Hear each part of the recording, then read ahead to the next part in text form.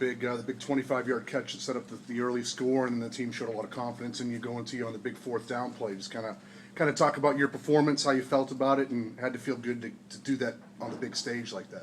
It felt really good. Just get out there and just have fun, but none of those plays wouldn't happen if Sam wouldn't have made those great blocks out there. Is this the type of performance for you that you can almost see as kind of like setting the table for a big year, so to speak? Yeah, hopefully that would be my role, just get some of those little plays to keep the drives going. How did it feel to be able to get out there, start, and be one of the guys for the first time in your career? It felt good. I feel like that was like my first time actually being a major role in the offense, and felt like it went pretty good. So. What happened on the drop where Coach Sweeney called it more of like a fumble issue with the guy got his arm in? Yeah, I caught him, but I guess when I touched it, I didn't have to squeeze hard enough, and he just knocked it right out. Sammy had one, Martavis had a couple. I mean, as a receiver group, are you guys taking it amongst yourselves to fix that for next week?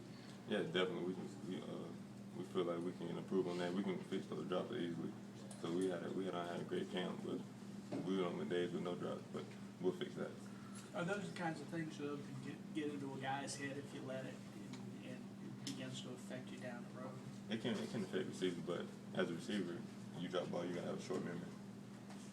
How do you learn to do that, or is there a way to learn, or you just have to coach yourself to? Yeah. The only way I can see is you just gotta talk to yourself. This is year 3 with Taj now. How much different maybe did the chemistry feel out there in the game? I mean, did you kind of feel like, you guys were more on the same page than ever? Yeah, definitely. The chemistry is a lot better because this summer I've actually been going with the first group, so we've actually been going together a lot, and that helps. Do maybe a lot of people not realize how big that is, the chemistry between a receiver and a quarterback, and just kind of having that unspoken kind of thing between you two? Yeah, that's big because during the spring we weren't kind of hitting on all cylinders, but after the summer workouts went, we kept working together, and then I feel like it done all paid off. Can you just describe sort of the energy level of this offense and just the confidence you guys have as a group to go against, an SEC defense in Georgia? I know they were young, but to go out there and put up the numbers you guys did, I mean, just describe what it's like being in that hell, just maybe having that confidence that on every play you guys can execute. Yeah, that's big for us. I feel like as an offense, we say we want to be the most explosive offense in the country, and that's felt like that's what we did Saturday. Against SC State, do you feel like this was like a really good opportunity to clean up sort of the things you were talking about, and what do you expect out of yourself in a game like this against NC State? You got to treat it just like Georgia, and then we can drop down on those drops we had. How difficult is this type of offense on the receivers? I mean, especially if you guys are running some long routes, or you're not getting really any chance to gather your thoughts, to catch your breath. You're just going right back out there. How tough is it to play receiver in this offense, even though you do get a lot of opportunities, obviously? It's not bad because the thing about us, we have a lot of depth, so that helps a lot. Can you kind of describe the atmosphere out there in Death Valley Saturday? Have you ever been anywhere near close to that kind of craziness in your life?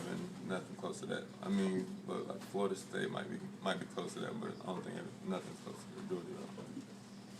What's it been like on campus the last maybe 48 hours, 72 hours now? What's it been like, just the buzz, everyone coming up to you after such a big win? What's it been like?